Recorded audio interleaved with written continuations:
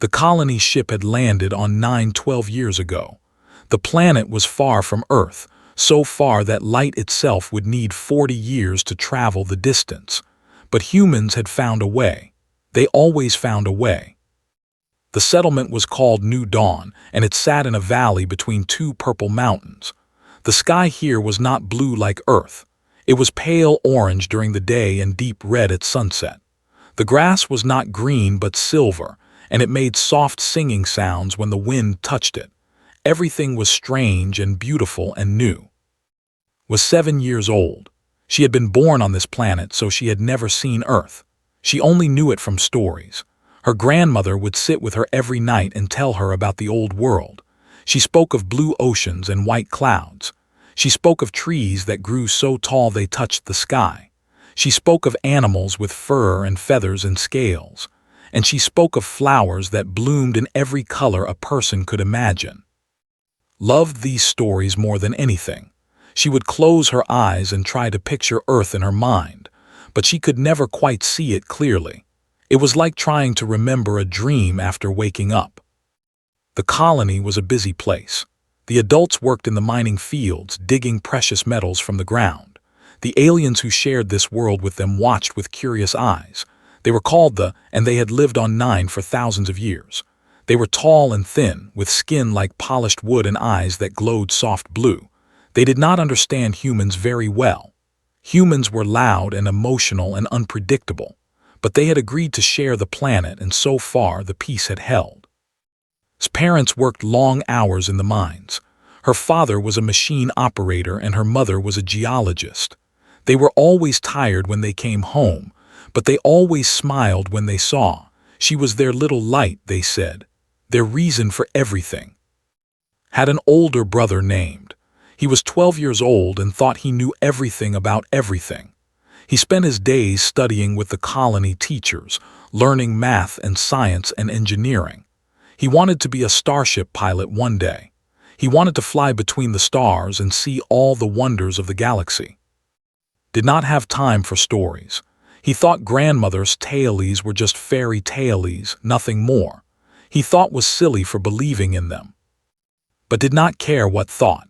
She knew in her heart that the stories were true. Earth was real.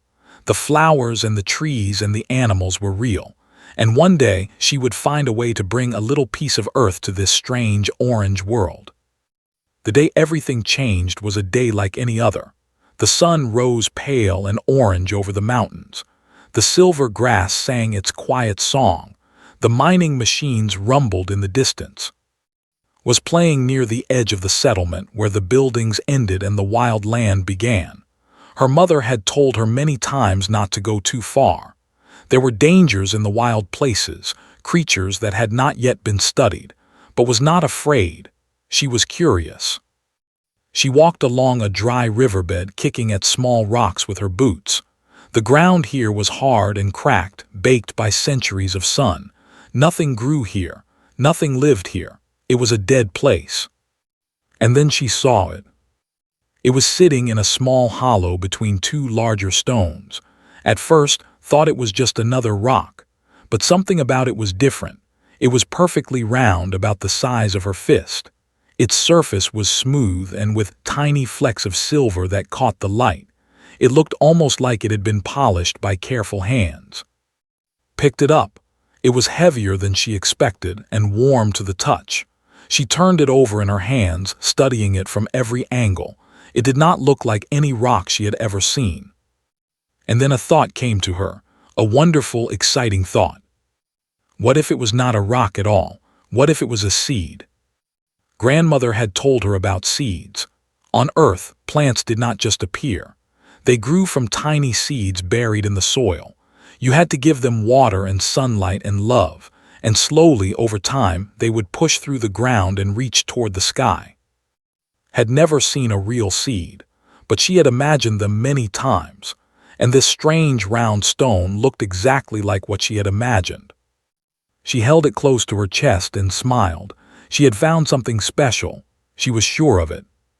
She ran back to the settlement as fast as her legs could carry her. She burst through the door of her family's housing unit, breathless and excited. Grandmother was sitting in her favorite chair by the window, knitting a blanket from synthetic fibers. She looked up when came in, her old eyes crinkling with warmth. "What do you have there, little one?" she asked. Held out her treasure. "I found a seed, grandmother, a real seed. I am going to plant it and water it and make it grow." Took the stone and examined it carefully. She turned it over in her wrinkled hands, feeling its weight and texture. A strange expression crossed her face, something could not read. "This is unusual," said softly. "I have never seen anything quite like it." "It is a seed," said firmly. "I know it is. I am going to make it grow." Looked at her granddaughter for a long moment. She could have told her the truth. She could have said that this was just a rock, nothing more. That seeds did not look like this. That plants could not grow from stones. But she saw the light in his eyes. She saw the hope and the wonder and the belief, and she could not bring herself to crush it. "Then you must take very good care of it," said, handing the stone back. "Seeds need love and patience. Can you give it that?" Nodded eagerly. "I will water it every day, I promise." That evening, found an old pot in the storage room. She filled it with soil from the colony greenhouse and placed her stone carefully in the center. She set it on the windowsill of her bedroom, where the pale orange sunlight could reach it. Then she got a small cup of water and poured it gently over the soil. "Grow strong," she whispered to the stone. "I will take care of you." In the next room, heard her talking to herself. He rolled his eyes and went back to his studies. His little sister was so strange sometimes. Outside in the gathering darkness, an elder paused and looked toward the human settlement. He had felt something just now, a tiny pulse of energy that he had not felt in a very long time. It was faint, so faint that he almost thought he had imagined it. But they did not imagine things. Their senses were sharp and true. He stood there for a long moment, staring at the lights of new dawn. Then he shook his head and walked away. It was probably nothing, he told himself. Probably nothing at all. The days passed, one after another like beads on a string. The orange sun rose and set. The silver grass sang its endless song, and every morning without fail watered her stone. She woke up early, before anyone else in the housing unit. She would tiptoe to the small kitchen area and fill her cup with water. Then she would carry it carefully to her room, making sure not to spill a single drop. The stone sat in its pot on the windowsill exactly where she had left it. It looked the same as always and round and still, but did not let this discourage her. Grandmother had told her that seeds took time. Some seeds slept for years before they were ready to grow. She just had to be patient. "Good morning," she would say to the stone. "Here is your water, drink well and grow strong." Then she would pour the water slowly over the soil, watching it soak into the dark earth. She would touch the stone gently with her fingertips, feeling its smooth surface. And then she would go about her day, always looking forward to the next morning. At first, no one paid much attention to this ritual. Her parents were too busy with their work. Grandmother smiled and said nothing, but noticed, and he did not approve. "You are wasting water," he said one morning, standing in her doorway with his arms crossed. "Water is precious here. We have to recycle everything, and you are pouring it on a rock." Did not look at him. She finished watering her stone and set down her cup. "It is not a rock, it is a seed." "It is not a seed," said his voice sharp with frustration. "Seeds are small and brown. They come from plants. That thing is just a stone. Anyone can see that." "You do not know everything," said quietly. Threw his hands in the air. "I know more than a 7-year-old girl who talks to rocks." He stormed off to his studies, muttering about how impossible his sister was. Watched him go, then turned back to her stone. "Do not listen to him," she whispered. "He does not understand." The weeks went by, the water kept flowing, and slowly word began to spread through the colony. The humans found it amusing at first. They would smile and shake their heads when they saw with her watering cup. Some of them made gentle jokes about it. The little girl who was trying to grow a rock. How sweet, how innocent, how very human. But they did not find it amusing. They found it confusing. A group of observers came to the settlement one afternoon, as they did every month to check on the humans. Their leader was an old female named Mora. She had silver streaks in her wooden skin and eyes that burned with deep blue fire.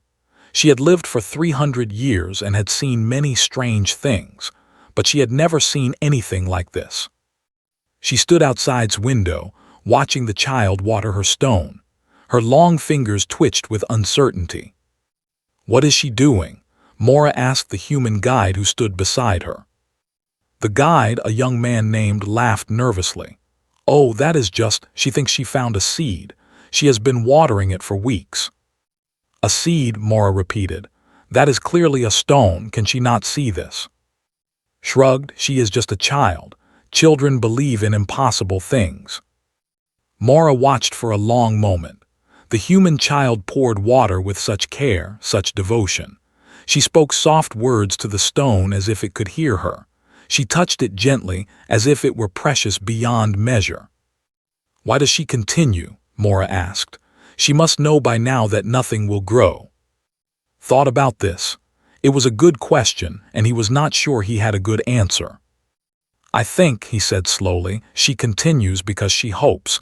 Humans are like that. We hope even when there is no reason to hope. We believe even when there is no evidence to believe.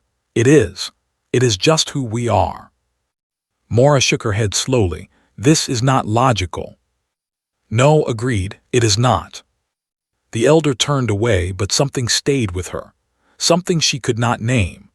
The image of that small human child, pouring water on stone, burned in her mind like a flame that would not die. Inside the housing unit, finished her morning ritual and went to find her grandmother. Was in the common room, sorting through old data files from the colony archives. "Grandmother," said, climbing onto the chair beside her, "why does everyone think my seed is just a rock?" Put down her files and looked at her granddaughter. The girl's face was open and curious, without any trace of doubt. "Because they only see what is there," said carefully. "They do not see what might be." "What do you mean?" Was quiet for a moment, gathering her thoughts. Then she said, "When I was young back on Earth, there was a story my mother told me. It was about a man who planted a seed in the desert. Everyone laughed at him. They said nothing could grow in the desert. The soil was dead. The sun was too hot. The rain never came." Leaned forward, her eyes wide. "What happened?" The man did not listen to them. He watered his seed every day just like you do. He talked to it. He believed in it. And one day, after many years, a small green shoot pushed through the sand. It grew. It grew, confirmed. It became a great tree, the only tree in the whole desert. People came from far away to see it, and they called it a miracle. Smiled, her heart full of warmth, so my seed might grow too. Reached out and touched her granddaughter's cheek. "I think," she said softly, "that there are more things in this universe than we understand. And I think that love and hope and patience can do things that science cannot explain." That night dreamed. She dreamed of her stone cracking open. She dreamed of something bright and beautiful emerging from within. She dreamed of wings made of starlight and eyes that held the fire of 1,000 suns. She woke up with her heart pounding and her breath quick. For a moment, she lay still in the darkness, trying to hold on to the dream. But it slipped away like water through her fingers, leaving only a feeling behind. A feeling that something was waiting. She got out of bed and went to the window. The stone sat in its pot exactly as it always did, but in the pale light of the two moons thought she saw something. A faint glow deep within the surface. A tiny pulse of light like a heartbeat. She blinked and it was gone. "I see you," she whispered to the stone. "I know you are in there. I will keep waiting." Across the settlement in the observation post, Mora sat alone in the darkness. She had not been able to sleep. The image of the human child kept returning to her mind, again and again, like a song she could not stop hearing. She thought about what the human guide had said, about hope, about belief, about the impossible. They were a logical people. They believed in what they could see and measure and prove. They had no time for fairy tales and dreams. But Mora was old. She had seen many things that logic could not explain. She had seen stars die and worlds be born. She had seen civilizations rise and fall like waves upon a shore. And she had seen, long ago, things that her people had tried very hard to forget. Things that had slept in the dark places of the universe, waiting for something to wake them. She looked out her window toward the human settlement, toward the small room where a child watered a stone. And for the first time in many, many years, Mora felt something that might have been fear. 3 months had passed since found her stone. The seasons on 9 moved slowly, and the orange sky had deepened to a darker shade as winter approached. The nights grew longer, and the 2 moons hung heavy and bright above the mountains. Had not missed a single day. Every morning she watered her stone. Every morning she spoke to it with soft words and gentle touches, and every morning she believed. The colony had grown used to her. The jokes had faded. Now people just smiled when they saw her, a mixture of affection and something else, something that might have been respect. Because there was something different about, something they could not quite name. She carried herself with a certainty that seemed too large for her small body. She looked at the world with eyes that saw more than they should. Had stopped teasing her. He did not understand his sister, but he had learned to accept her. Sometimes, late at night, he would stand in her doorway and watch her sleeping beside her stone, and he would wonder what she knew that he did not. Grandmother watched too, but her watching was different. She watched with eyes that remembered old stories and ancient fears. She watched with a heart that beat faster each day. Because she had noticed something she had not told anyone. The stone was changing. It was small at first, so small that thought she might be imagining it. The surface seemed slightly smoother than before. The silver flecks seemed slightly brighter, and sometimes, just sometimes, she could have sworn she felt warmth coming from the pot. She told herself it was nothing. The mind plays tricks when you want something to be true. She was old, and her eyes were not what they used to be. But deep down, in the place where truth lives, she knew. Something was happening. The colony scientists noticed it too, though they approached it very differently. Dr. Park was the head of research at New Dawn. He was a serious man with hair and tired eyes. He had spent his life studying the universe, and he believed in facts and evidence above all else. When he heard the stories about the little girl and her stone, he dismissed them as nonsense. But when his instruments started picking up strange readings from the residential sector, he could not ignore them anymore. "There is an energy signature," his assistant told him one morning, "very faint, coming from Housing Unit 7. "What kind of energy?" Park asked. The assistant looked at her screen, frowning.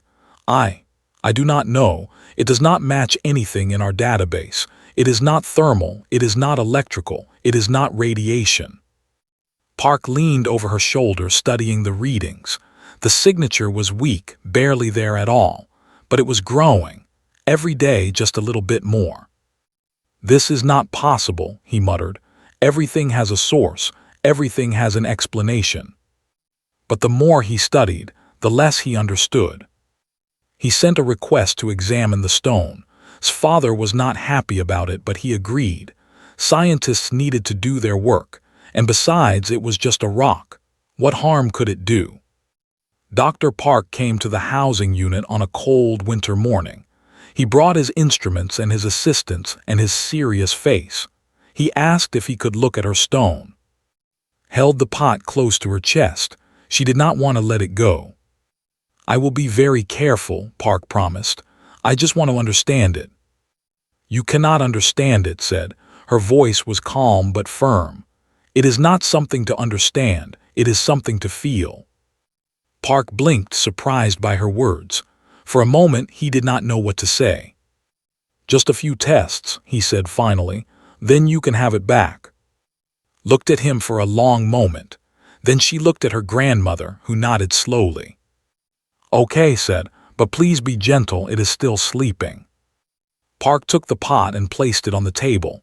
He ran his scanners over the stone, recording every measurement: temperature, density, composition, magnetic field. The results made no sense. The stone was not made of any material Park recognized.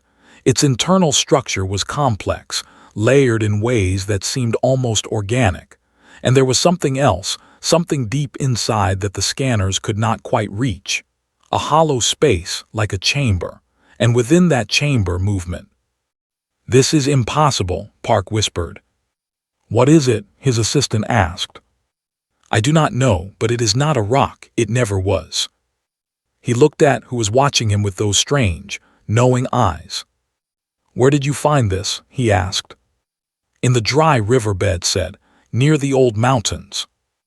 Park felt a chill run down his spine. The old mountains.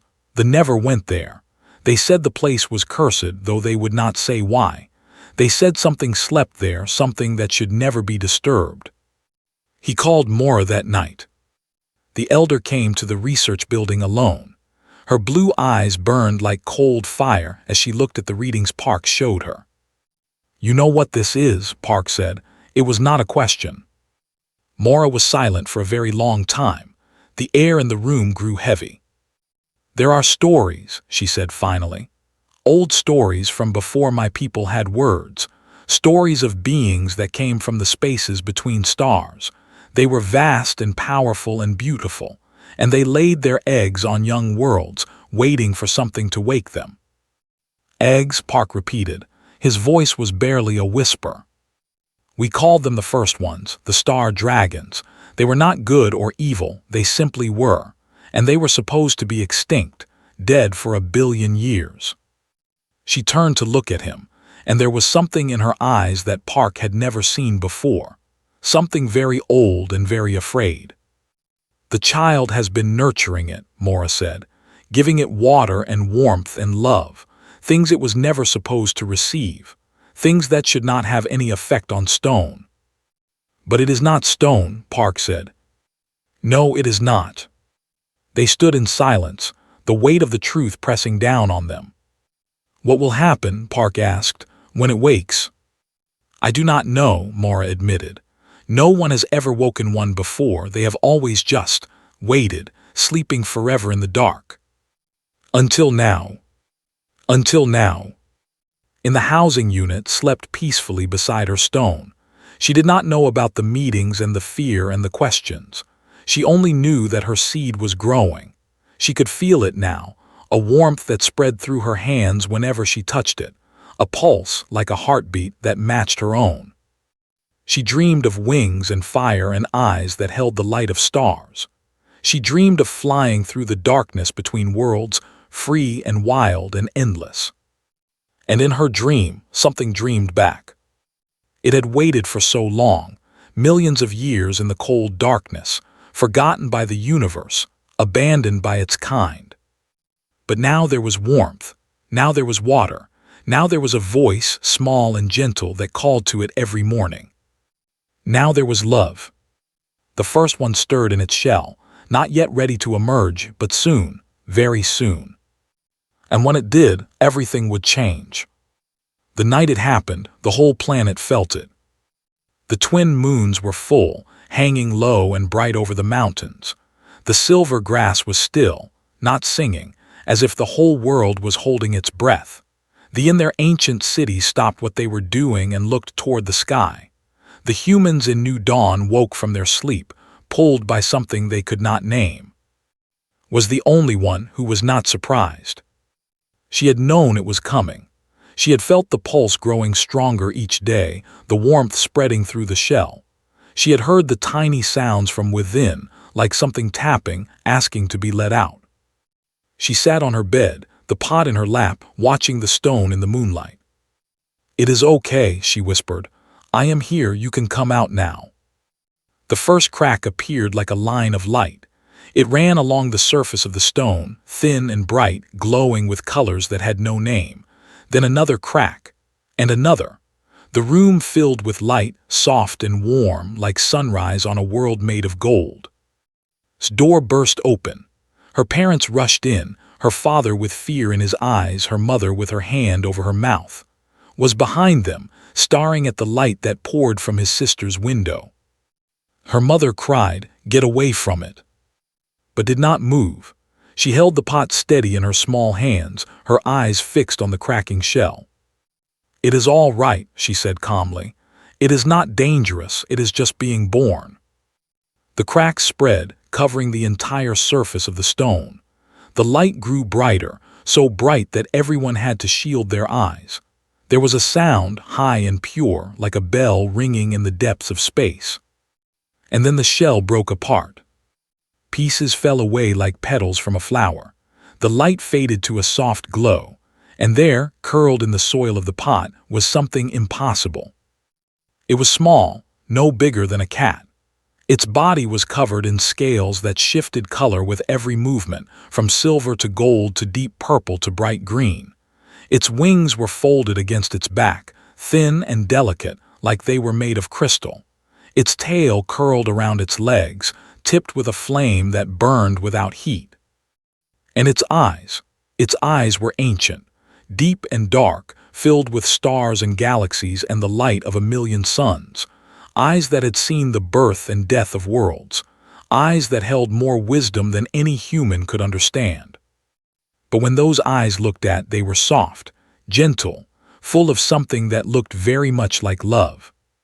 The creature made a sound, a soft chirping that echoed strangely in the room. It uncurled itself and stretched, its small wings unfolding for the first time. Then it climbed out of the pot and into its waiting hands. She held it carefully, feeling its warmth against her palms. It was so light, like holding a handful of light itself. It looked up at her and made that chirping sound again. "Hello," said softly.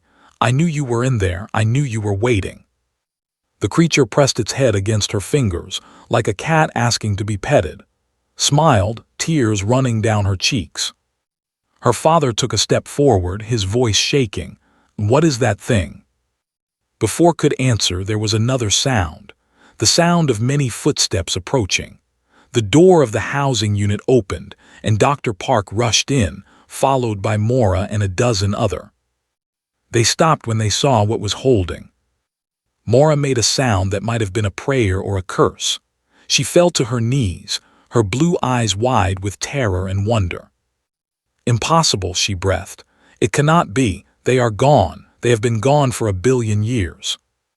"What is it?" demanded. "Someone tell me what my daughter is holding."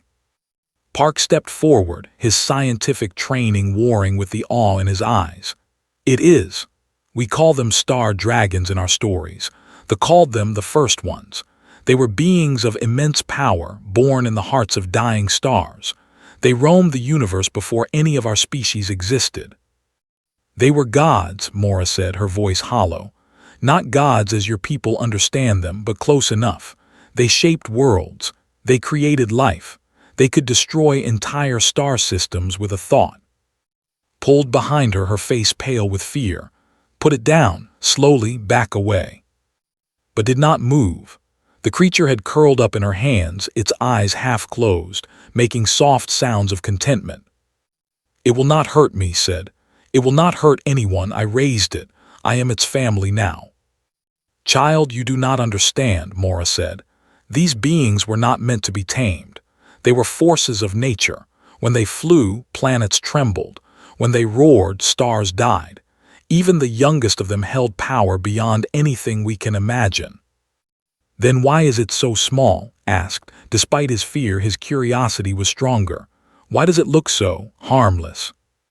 Park shook his head slowly. "Because it just hatched. It is a baby. It will grow." The room fell silent. Everyone stared at the small creature in his hands, trying to see the terrible power hidden within. But was not afraid. She saw something different. She saw a being that had been alone for millions of years, forgotten, abandoned, waiting in the dark for anyone to care. And she had cared. She had watered it like a seed. She had spoken to it with love. She had believed in it when no one else would. The creature opened its eyes and looked at her. For a moment, felt something vast touch her mind. It was not words, it was feelings, gratitude, warmth, connection. And a promise. "It knows me," said softly.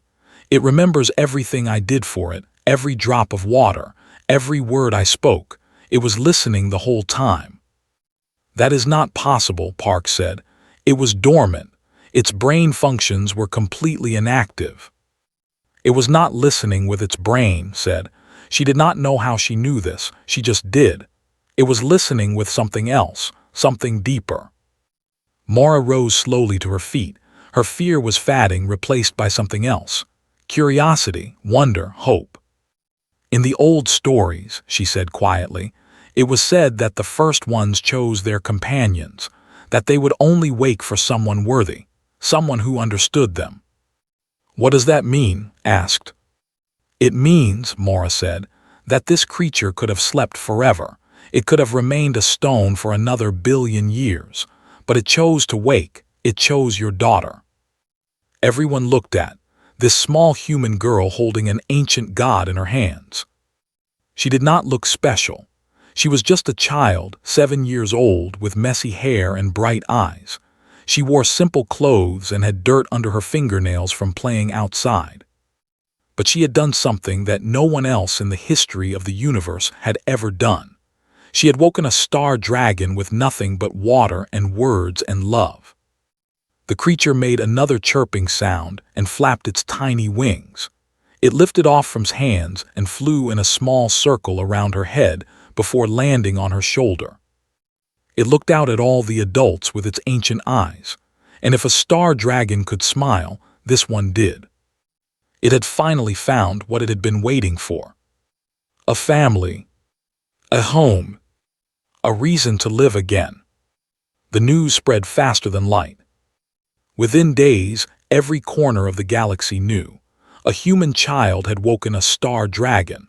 The first ones were not extinct, and the small colony on 9 had become the center of the universe. Ships arrived from distant worlds. Scientists, diplomats, scholars, soldiers. They came in vessels of every shape and size, filling the orange sky with trails of fire. They came with questions and demands and offers. They came with fear and wonder and hope. The Galactic Council, which governed the 1,000 worlds of known space, sent its highest officials. They were beings of many forms. Some were tall and thin like some were short and round with dozens of eyes. Some were made of living crystal that sang when they spoke. Some had no bodies at all, existing only as patterns of energy. They gathered in the council chamber that the colony hastily built, and they argued. "The creature must be studied," said the representative from the scholar worlds. "Think of what we could learn, the secrets of the first ones, the power of creation itself." "It must be controlled," said the voice of the military alliance. "A star dragon is a weapon of unimaginable power. We cannot allow it to remain with a child. What if it becomes hostile? What if it grows and destroys us all?" "It must be," said the priests of the eternal light. "The first ones created us. They are our ancestors, our gods. To treat this being as anything less is blasphemy." The arguments went on for days. Everyone had an opinion. Everyone had a plan. Everyone thought they knew best. But no one asked. She sat in her housing unit with the creature on her shoulder, listening to the noise outside. She had named it, which meant star in the old Korean language her grandmother had taught her. Seemed to like the name. Whenever said it, the small dragon would chirp happily and nuzzle against her cheek. "They are all afraid," said to her grandmother who sat beside her. "They do not understand." Nodded slowly. Fear is what happens when people face something they cannot control. They want to make it small enough to fit in their minds, but some things are too big for that. "Is not scary, is kind." "I know, little one, but they do not know like you do." Outside, the arguments grew louder. Some voices called for taking the dragon by force. Others spoke of dark possibilities, war between factions, the destruction of Nine, the end of everything. Mora came to visit that evening. The elder looked tired, her blue eyes dim with worry. "They want to take away," she told gently. "Some of them want to lock it in a cage and study it. Others want to use it as a weapon. I have tried to speak for you, but there are too many voices." Held closer, the small dragon made a worried sound, sensing her fear. "They cannot have," said, her voice was calm but firm. "Chose me. That is not something they can change." "I know," Mora said, "but they have ships and soldiers and the power of 1,000 worlds. What can one child do against all of that?" Was quiet for a moment. Then she looked up at Mora with those strange, knowing eyes. "I can show them," she said. "I can show them what really is." The next morning, walked out of her housing unit and into the crowded streets of New Dawn. The representatives of 100 worlds were there, along with soldiers and scientists and priests. They all fell silent when they saw her. She was so small, just a child in simple clothes, with a creature of legend perched on her shoulder. "I want to speak," said. Her voice was not loud, but somehow everyone heard it. "I want to tell you about my friend." The beings looked at each other, uncertain. This was not how things were done. Important decisions were made by important people, not by children. But something in his eyes made them listen. "When I found, everyone told me it was just a rock," she said. "My brother laughed at me. The scientists said I was wasting water, the thought I was strange." She paused, looking around at all the faces watching her. "But I did not care. I watered my rock every day. I talked to it. I believed in it. Not because I knew what it was, but because I hoped it might become something beautiful." Chirped softly, as if agreeing with her words. "You are all afraid of," continued. "You see power and danger. You see something that might hurt you, but that is not what is." She reached up and touched the small dragon gently. "Is lonely, has been alone for millions and millions of years, sleeping in the dark, forgotten by everyone, waiting for someone to care." Her voice trembled slightly, but she kept speaking. "I did not wake with science or magic or power. I woke with love, simple love, the kind that waters a rock every day, even when everyone says it is foolish." She looked directly at the representative from the military alliance, who wanted to use as a weapon. "Does not want to destroy, wants to belong, to have a family, to be loved." Then she looked at the scientists. "Is not a thing to be studied, is a person, an old person, older than your worlds, but still a person with feelings and dreams." Finally, she looked at the priests. "Does not want to be, just wants a friend." The silence that followed was deep and heavy. The beings of 1,000 worlds stared at this small human child, and they did not know what to say. Then did something unexpected. The small dragon lifted off from shoulder and flew into the center of the gathering. It hovered there, wings beating slowly, eyes ancient and bright. And then it grew. Not all at once, slowly like a flower blooming. Its body stretched and expanded. Its wings spread wide, wider than the buildings, wider than the streets. Its scales blazed with colors that had no name, shifting and flowing like rivers of light. The beings gasped and stumbled back. Soldiers raised their weapons. Scientists grabbed their instruments. Fear filled the air like smoke. But did not attack, did not destroy, did not threaten. It simply opened its mind. Every being in that place felt it, a flood of emotions, loneliness, pain, endless years of waiting in the dark, and then warmth, hope, joy, the simple love of a child who watered a stone every day. Many of the beings wept. Some fell to their knees. Even the soldiers lowered their weapons, overcome by what they felt. Showed them what it meant to be forgotten, and it showed them what it meant to be found. Then slowly it shrank back down to its small form. It flew back to and curled around her shoulders, exhausted but happy. The military representative was the first to speak. His voice was shaking. I did not understand. I am sorry." Others echoed his words. Apologies and wonder and a new understanding filled the air. Mora stepped forward, her eyes bright with tears. "This is why humans matter," she said to the assembly. "Not because they are strong or smart or powerful, but because they love things they do not understand. They nurture things that seem hopeless. They believe in possibilities that others cannot see." She looked out with deep respect. This child did what all of us, with all our knowledge and technology, could never do. She woke a god with kindness. The story became legend. It spread across the galaxy and beyond, told and retold for generations. The tale of the human child who watered a stone because she believed it was a seed. And whenever people asked why humanity was special, why this strange emotional species had earned its place among the stars, the answer was always the same. Because they loved without reason. They hoped without proof. They nurtured the impossible until it became real.